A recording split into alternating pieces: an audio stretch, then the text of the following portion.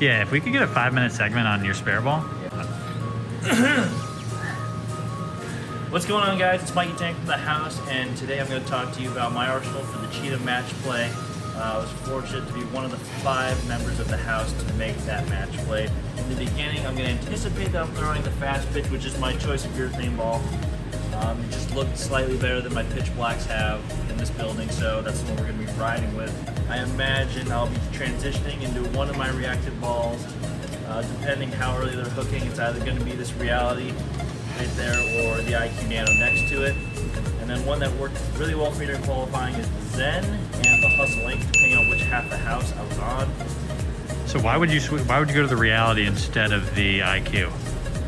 I would go to the Reality instead of the IQ if the IQ is a little too clean and a little too whippy off the friction. The Reality is going to slow down a little earlier. The transition is going to be a little smoother. It's really going to be all dependent on what pair that I'm going to be put on for match play. In this house with the topography, it's a real gamble, how the lane's going to react. So it's going to be a game time decision.